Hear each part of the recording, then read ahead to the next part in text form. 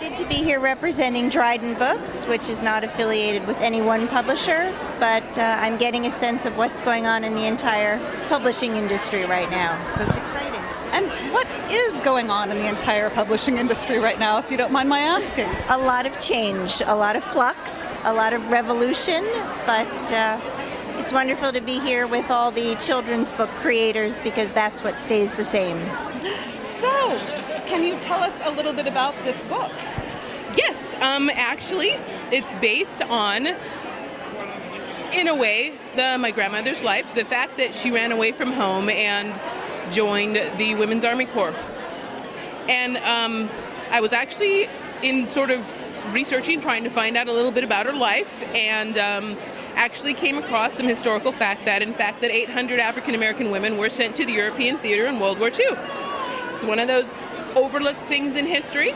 Completely. And I was excited to find it, and so I dug into it deeper. My grandmother never was sent to the European theater. She served in the United States, but I was fascinated to discover a bunch of stuff about people who did go over, and so that's what I wrote about.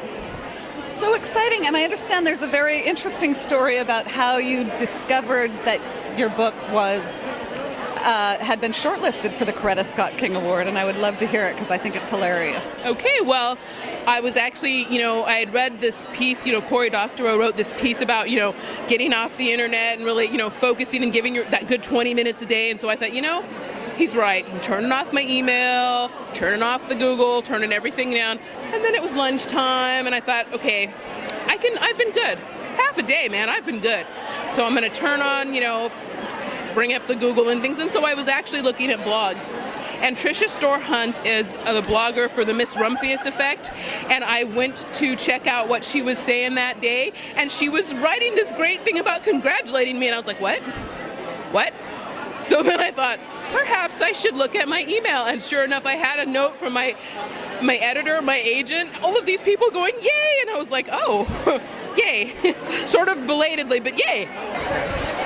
And you, of course, are very well known for your historical fiction, and I imagine that research is a huge part of that. So, 100 years from now, when somebody is writing the history of the Newbery Caldecott Award, where should they look for information about the award, particularly this year's? They can come to Vashon Island, where I'll still be writing books in 100 years. You'll help them out at that time. That's right. I'll be a little older then. Okay. I'm here on the red carpet with Susan Cusell. Hi. Hi. She is a blogger at Wizards Wireless. Yes, and PBS. And PBS. Parents.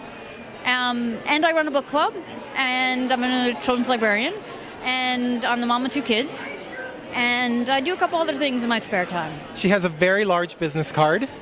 So tell us, you have some stuff here. Can you tell us what that's about? I do. Well, I figure that you just never, ever get the opportunity, ever, to have such an amazing group of talent assembled in the same room. I'll have everyone at my table sign the book, and then I'll have this amazing keepsake. Mm-hmm. Well, and then I thought, hey, why don't we give it to people at the other tables? At the other tables. And there are over 100 tables. Yes, and there were 1,200 people who bought tickets tonight, not counting the people in the seats. Wow. Who came in later.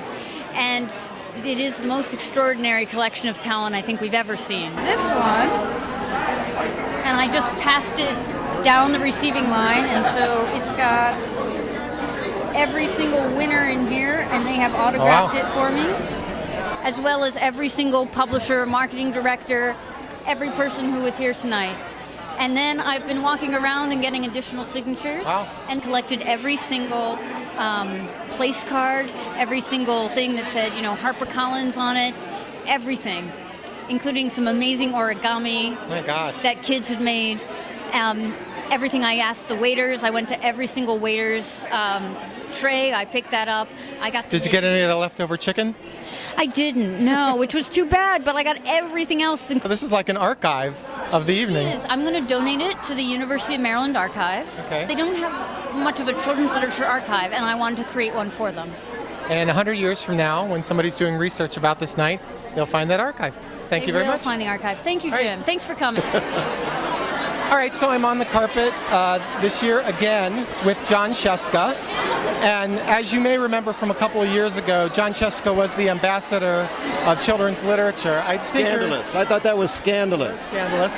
And at that time we had to refer to you as Your Excellency. Is that still in force? Yes. Okay, Your Excellency. Yes. I understand you always had a little rivalry with Mo Willems.